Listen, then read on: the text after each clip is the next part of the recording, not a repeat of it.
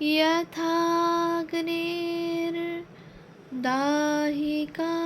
शक्ति रामकृष्णे स्थिता हिया सर्वविद्या स्वरूपान्तां शारदां প্রণমাম্যহম।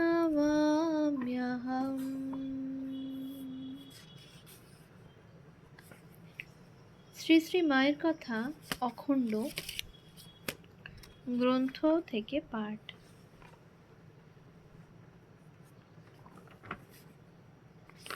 পৃষ্ঠা সংখ্যা ৪৪, 15ই শ্রাবণ ১৩২৫। আজ দর্শন করতে গিয়ে সুবিধা থাকায় মায়ের সঙ্গে অনেক কথা হয়েছিল। সবই কিন্তু মঠের সন্ন্যাসী ছেলেদের কথা। প্রেমানন্দ স্বামীজির দেহরক্ষায় বোধ হয় তার মনে আজকাল ছেলেদের কথা সর্বক্ষণ উদিত হচ্ছিল। তাই তাদের কথা তুলে মা বললেন, ঠাকুরকে ছেলেরা সব বিড়ে পরীক্ষা করে নিয়ে তবে ছেড়েছে। বরানগর মঠে যখন ওরা ছিল তখন আহা নিরঞ্জনটন ওরা সব কতদিন আধপেটা খেয়ে ধ্যান জপ নিয়ে কাটিয়েছে। একদিন সকালে বলাবলি করলে, আচ্ছা আমরা যে ঠাকুরের নামে সব ছেড়ে ছুড়ে এলুম, এক দেখি তার নাম নিয়ে পড়ে থাকলে তিনি খেতে দেন কি না। সুরেশবাবু এলে কিছু বলা হবে না, ভিক্ষে টিক্ষেও কেউ করতে যাব না, এই বলে সব চাদর মুড়ি দিয়ে ধ্যান লাগিয়ে দিলে। সারা দিন গেল, রাতও অনেক হয়েছে। এমন সময় শুনে দরজায় কে ঘা মারছে। নরেন আগে উঠেছে, বলছে, দেখ তো দরজা খুলে কে, আগে দেখ তার হাতে কিছু আছে কি না। আহা, খুলেই দেখে লালাবাবুর মন্দির থেকে গঙ্গার ধারে শ্রী শ্রী গোপালের বাড়ি ভালো ভালো সব খাবার নিয়ে একজন লোক এসেছে। দেখে তো সব মহা খুশি, ঠাকুরের দয়া টের পেল। তখনই উঠে ঠাকুরকে ভোগ রাগ দিয়ে সেই রাতে সকলে প্রসাদ পেলে। এমনি আরও কদিন হয়েছে। সিথির বেনিপালের বাড়ি হতেও অমনি করে একদিন লুচি এসেছিল। এখন ছেলেরা তো মহা সুখে আছে। আহা, নরেন, বাবুরাম ওরা সব কত কষ্ট করে গেছে।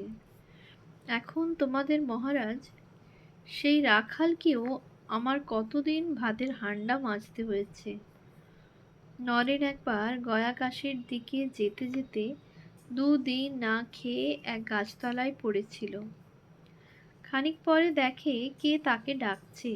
দেখে একটি লোক খানকতক লুচি, তরকারি, মিষ্টি আর 1 ঘটি ঠান্ডা জল সামনে ধরে বললে, রামজির প্রসাদ এনেছি, গ্রহণ করুন। নরেন বললে, আমার সঙ্গে তো তোমার কোনো পরিচয় নেই, তুমি ভুল করছো, আর কাউকে দিতে বলেছেন। লোকটি মিনতি করে বললে, না মহারাজজি, আপনার জন্যেই এই সব এনেছি। দুপুরে আমি ঘুমিয়েছি, দেখি কি স্বপ্নে একজন বলছেন, শিগগির ওঠ, অমুক গাছতলায় যে সাধু আছেন তাকে খাবার দিয়ে আয়। স্বপ্ন ভেবে আমি তাতেও না উঠে পাশ ফিরে শুলুম। তখন আমার গায়ে ধাক্কা দিয়ে তিনি বললেন, আমি উঠতে বলছি আর তুই ঘুমোচ্ছিস, শিগগির যা। তখন মনে হলো মিথ্যা স্বপ্ন নয়, রামজি হুকুম করছেন, তাই এই সব নিয়ে ছুটে এসেছি। তখন নরেন ঠাকুরেরই দয়া ভেবে ওইসব খাবার গ্রহণ করে। আর একবার এমনি হয়েছিল, 3 দিন পাহাড়ে হেঁটে হেঁটে নরেনের খিদেই মূর্ছা যাবার মতো অবস্থা। এমন সময়ে এক মুসলিম ফকির একটি কাঁকড় দেয়, সেইটি খেয়ে তবে বাঁচে। নরেন আমেরিকা হতে ফিরে এসে এক সভায় আলমোড়ায় একদিন ওই মুসলমানটিকে একধারে দেখতে পেয়ে উঠে গিয়ে তার হাত ধরে নিয়ে এসে সভার মাঝে বসালে। সকলে বললে, এ কি? তখন নরেন বললে, এ আমার জীবনদাতা। এই বলে ঘটনাটি সকলকে বললে। তাকে টাকাও দিয়েছিল। সে কিছুতেই নেবে না, বলে, আমি কি করেছি যে টাকা দিচ্ছেন? নরেন তা কি শোনে? বলে দিয়ে দিলে। আহা, নরেন আমাকে মঠে নিয়ে গিয়ে প্রথম পূজা দুর্গাপূজা যেবার করায়, সেবার পূজককে, সেবার কৃষ্ণলাল মহারাজ পূজক ও শশী মহারাজের বাবা তন্ত্রধারক ছিলেন। কৃষ্ণলাল মহারাজ পূজা করলেও তন্ত্রধারকই সব দেখিয়ে শুনিয়ে দেওয়ায় কার্যত তিনিই পূজক ছিলেন। শ্রী শ্রী মা পূজক বলতে তাকেই লক্ষ্য করেছেন। আমার হাত দিয়ে 25 টাকা দক্ষিণে দেওয়ালে 1400 টাকা খরচ করেছিল। পুজোর দিন লোকে লোকারণ্য হয়ে গেছে, ছেলেরা সবাই খাটছে। নরেন এসে বলে কি, মা, আমার জ্বর করে দাও। ও মা, বলতে না বলতে খানিক বাদেই হাড় কেঁপে জ্বর এলো।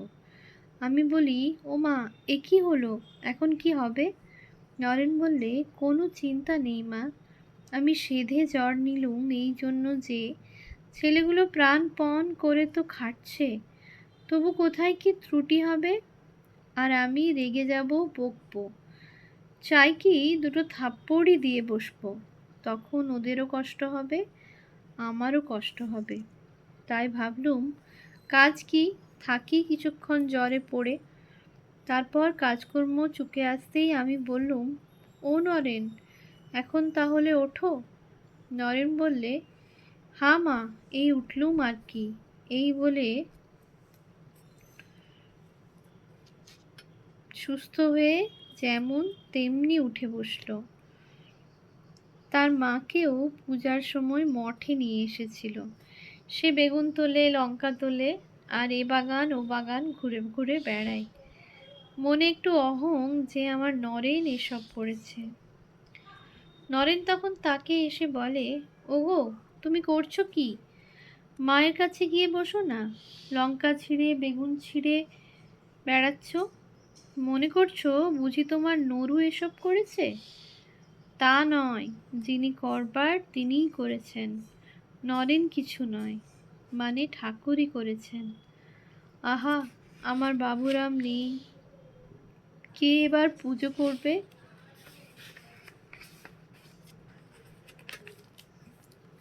21শে শ্রাবণ, মঙ্গলবার, অমাবস্যা, 1325।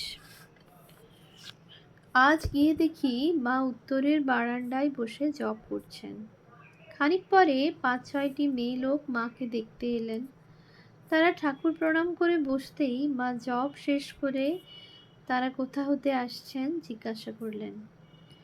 নলিনী তাদের পরিচয় দিলেন। শুনলাম তাদের মধ্যে একজন চিকিৎসার জন্য এসেছেন।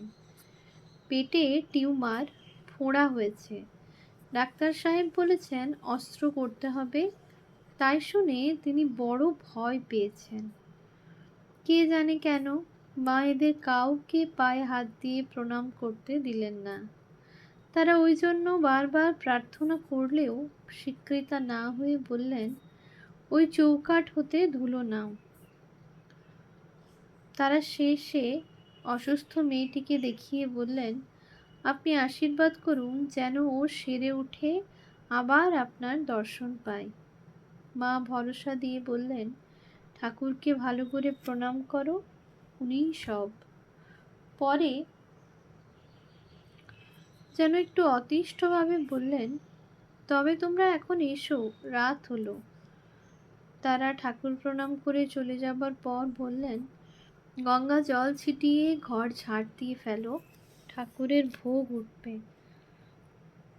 বউ আদেশ পালন করলে মা উঠে এসে নিচের বিছানায় শুয়ে গায়ের কাপড় খুলে ফেলে আমার হাতে পাখা দিয়ে বললেন, বাতাস করো তো মা, শরীর জ্বলে গেল। গড় প্রণাম করি মা কলকাতাকে। কেউ বলে আমার এই দুঃখ, কেউ বলে আমার ও দুঃখ, আর সহ্য হয় না। কেউ বা কত কি করে আসছে, কারো বা 25টা ছেলে মেয়ে, 10টা মরে গেল বলে কাঁদছে। মানুষ তো নয়, সব পশু পশু। সংযম নেই, কিছু নেই। ঠাকুর তাই বলতেন, ওরে 1 সের দুধে 4 সের জল। ফুঁকতে ফুঁকতে আমার চোখ জ্বলে গেল। কে কোথায় ত্যাগী ছেলেরা আছিস, আয় রে কথা কয়ে বাঁচি। ঠিক কথাই বলতেন। জোরে বাতাস করো মা, আজ বেলা 4টা হতে লোক আসছে। লোকের দুঃখ আর দেখতে পারি না। আহা, আজ বলরামের পরিবারও এসেছিল। বাবুরামের জন্য কত কাঁদলে, বললে এ কি আমার জেসে ভাই? তাই তো মা, দেবতা ভাই। খানিক পরে তেল মালিশ করতে বললেন। মালিশ করতে করতে বললুম, মা ডাল রান্না করে এনেছি, ভক্তেরা খাবেন বলে। মা বললেন, বেশ করেছ। রাখালও 2টো ইলিশ মাছ পাঠিয়েছে। বাবুরাম গিয়ে অবধি সে এখনো মাছ খায়নি। এর পূর্বে একদিন রাধুর বর মাংস খেতে চেয়েছিল, সেই কথা এখন একজন বলায় মা বললেন, এখন এখানে কেমন করে হবে? এই বাবুরামটি আমার চলে গেছে, সবারই মন খারাপ। এ ঠাকুরের সংসার, তাই কাজকর্ম সব হচ্ছে। তা না হলে কান্নার রোলে বাড়ি ভরে যেত। কেউ কি উঠতে পারত? তবে খেতে চেয়েছে, দিতেই হবে। তা এরা যদি রান্না করে আনে তবে হতে পারে। এই বলে আমার পানে চাইতেই বললুম, জামাই যদি আমাদের হাতে খান তবে অবশ্যই আনতে পারবো। মা বললেন, তা খাবে না কেন? খুব খাবে। রান্না করে বামুন ঠাকুরকে দিয়ে পাঠিয়ে দিও। ছেলেদের কারো কারো অরুচি হয়েছে, জগদম্বার প্রসাদ হলে তারাও একটু একটু খাবে। তা কত হলে হবে যোগিন? যোগিন মা বললেন, তা 3-4 টাকার কম হবে না। মা বললেন, তবে কিছু টাকা নিয়ে যেও। আমি, তা হবে না মা, শোকহরণ রাগ করবে। মা হাসতে লাগলেন, বললেন, তবে থাক। পরের রবিবার কালীঘাট হতে মহাপ্রসাদ আনিয়ে রেঁধে পাঠানো হলো। 27শে শ্রাবণ, সোমবার। আজ মায়ের কাছে যেতেই মা বললেন, পাঁঠা বেশ হয়েছিল গো, সবাই বেশ খেয়েছে। কেমন করে রাঁধলে? আমি যখন ঠাকুরের জন্য রাঁধতুম কাশীপুরে, কাঁচা জলে মাংস দিতুম, কখানা তেজপাতা ও অল্প মশলা দিতুম, তুলোর মতো সিদ্ধ হলে নামিয়ে নিতুম আমি। সে বোধহয় জুস সুরুয়া হতো মা। মা, তা হবে। নরেন আমার নানা রকমে মাংস রাঁধতে পারত। চিড়ে চিড়ে ভাজতো, আলু চটকে কিসব রাঁধতো, তাকে কি বলে? আমি, বোধহয় চপ কাটলেট হবে। মা জিজ্ঞাসা করলেন, তুমি সেসব রাঁধতে পারো? আমি, পারি। কাল জামাইয়ের জন্য করে আনবো। শোকহরণের বড় ইচ্ছা আপনাকে কিছু খাবার তৈরি করে খাওয়াই। তা আমি যদি রেঁধে আনি, খাবেন আপনি? মা, তা খাবো না কেন মা, তুমি হলে আমার মেয়ে। তবে বেশি করো না, অল্প স্বল্প। দেহ সুস্থ নয় কি না, আর এই রাস্তাটা দিয়ে আনতে হবে। আমি, আচ্ছা তাই হবে। এই বলে সেদিন বিদায় নিলুম। পরদিন কিছু খাবার করে নিয়ে যেতেই মা বলেছেন, এই দেখো গো, আবার কত কষ্ট করে এসব নিয়ে এসেছে। নলিনী দিদি বললেন, তুমি চাও কেন? তাই তো নিয়ে আসে। মা বললেন, তা ওদের কাছে চাইবো না? আমার মেয়ে। আর এটা কি কম সৌভাগ্যের কথা? কি বলো মা? কি বলো মা? আমি, সে তো ঠিক কথা। মা যে কৃপা করে আনতে বলেন, তাতেই আমরা ধন্য হয়ে যাই। আজ অনেক রাত্রি হতে তবে গিয়েছিলুম। ভোগের পর প্রসাদ নিয়ে বাড়ি আসবার সময় বললুম, কাল বোধহয় আসা হবে না মা, এক বিয়ে বাড়িতে নিমন্ত্রণ আছে। আচ্ছা, তো কাল না এলে ভাববো বিয়ে বাড়ি গেছো। ঘিটা সেদিন ভালো ছিল না, ভাজা জিনিসগুলো তেমন ভালো হয়নি। মা বলতে আর একদিন ভালো ঘিয়ে কয়েক রকম খাবার, পিঠে, ডাল ও তরকারি রেঁধে নিয়ে গিয়েছিল। খেয়ে মা খুব আনন্দ প্রকাশ করেছিলেন। মায়ের ভাইঝি নলিনী দিদির একটু সূচি বাইছিল। তিনিও সেদিন ওইসব খাবার খেয়ে বলেছিলেন, আমার তো কারুর রান্না রোচে না, কিন্তু এর হাতে খেতে তো ঘেন্না হচ্ছে না। মা বললেন, কেন হবে, ও যে আমার মেয়ে। পরে আমাকে বলছেন, দেখো, সেদিন যে কচু শাকের অম্বল দিয়েছিলে তা আমাকে ওরা দেয়নি। ওম শান্তি শান্তি শান্তি। হরি ওম তৎসৎ। শ্রীরামকৃষ্ণার্পণমস্তু।